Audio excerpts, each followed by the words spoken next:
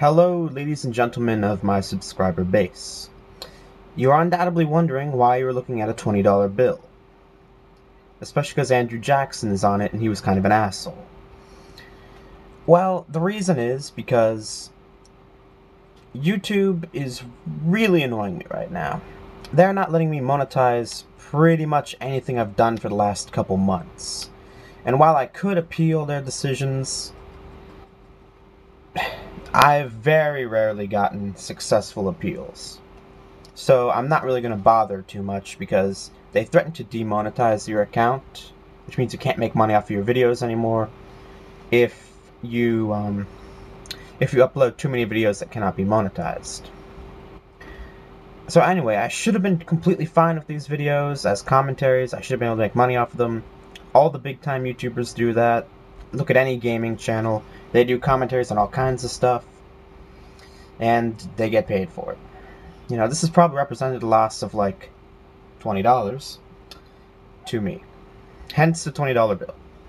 But the main purpose of this video is to discuss the possibility that the next Xbox and possibly the PlayStation 4, but it seems to be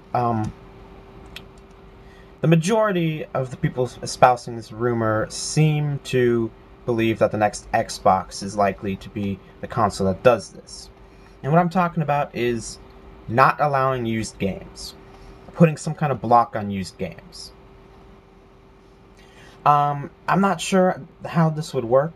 I would imagine it would have to be partially software, partially hardware. There would have to be some kind of chip, like in the old NES, or Super Nintendo rather, where you couldn't use like unlicensed games without plugging a normal game into it. So I would imagine that the games would have to have something built into them. So this would require both Microsoft on the console end and on the hardware end to do something, but it would also require every developer to do something. Now, assuming that they do this, and we're going to focus on the Xbox, I would think that this is a very bad idea for Microsoft. And this is going to get a little bit into economic philosophy. It may even be affected a little bit by your political views. But my views, without saying whether they're liberal or conservative, my view is generally that this would be bad for everybody. You know, a lot of people say it would increase incentive for people who produce games because, well, if they sell new games, they get paid. If GameStop sells a used game, the person who originally made the game does not get paid. I would argue that in the long run, if we allow used games, people will buy more consoles, and this will eventually lead to actually more new games being sold. So let me explain how that would work. Alright, first off, if I know I can buy used games, I'm going to be a lot more comfortable dropping a few $100s, or $500, on a new console. So I'm pretty sure that allowing used games to be sold will increase the sales of your console. And if we increase the sales of consoles, that in turn will eventually lead those people to buy more new games. So let's use numbers as an example. This is just hypothetical. Let's say that if you don't allow used games, people realize they're going to have to pay $60 for every freaking game that comes out. Only like 100 people buy your console. But if you allow used games, like 125 people buy your console. And I think these numbers are pretty realistic in terms of percentages of people who would buy and who wouldn't buy. Based on used games being available or not. But if you sell more consoles because you allow used games, letting people get lower prices, you know, like I said, they're going to be more willing to spend a few $100s on a console,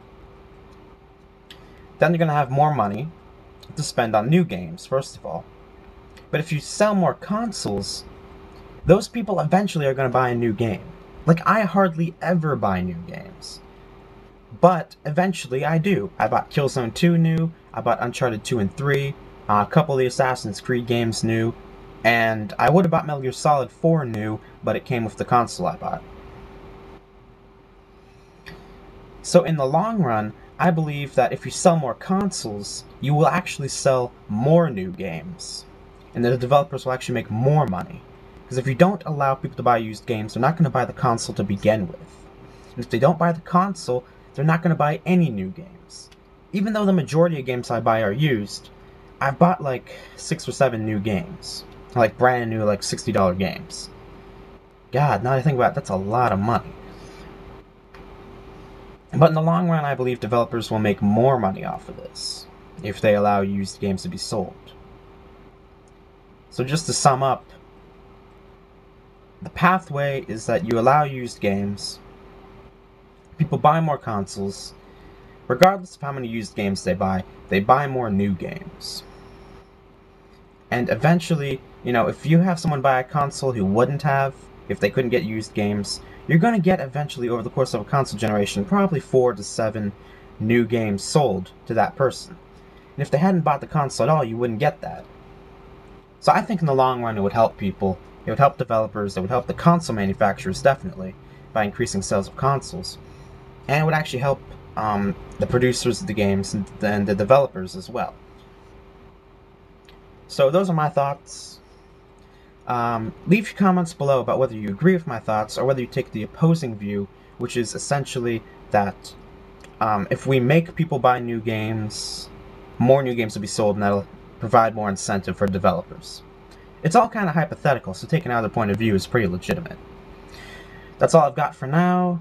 I've got like 3 videos that are ready to upload, but I'm not sure I could monetize them, and right now I'm holding off because of that. I'll probably just upload them anyway and try to monetize them, and we'll hope it works.